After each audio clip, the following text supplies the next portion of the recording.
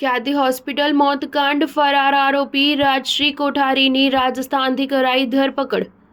અમદાવાદના બહુચર્ચિત ખ્યાતિ મોતકાંડ કેસમાં ક્રાઇમ બ્રાન્ચે વધુ એક આરોપીની ધરપકડ કરી છે। અમદાવાદમાં એસજી હાઈવે પર આવેલી ખ્યાતિ હોસ્પિટલમાં એન્જિયોપ્લાસ્ટી સમયે દર્દીઓના મોત અને એન્જિયોગ્રાફી કરવાના કેસમાં છેલ્લા 1 મહિનાથી ફરાર રાજશ્રી કોઠારીની અમદાવાદ ક્રાઇમ બ્રાન્ચે રાજસ્થાનથી ઝડપી પાડી છે।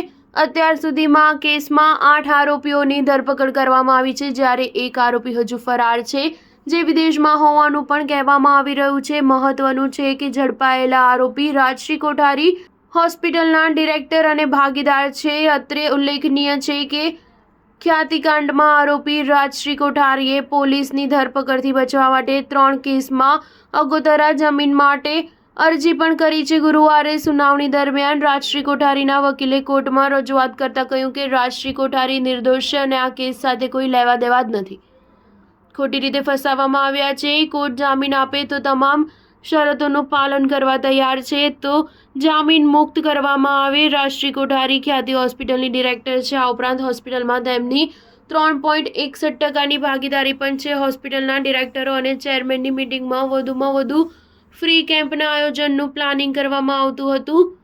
પીએમજેવાય કાર્ડવાળા દર્દીઓને શોધી બીમારીનો ડર બતાવીને તેમને હોસ્પિટલ લાવીને ઓપરેશન કરી દેવામાં આવતું હતું। સ્ટાર ન્યૂઝ 7 હંમેશા સચ્ચાઈની સાથે।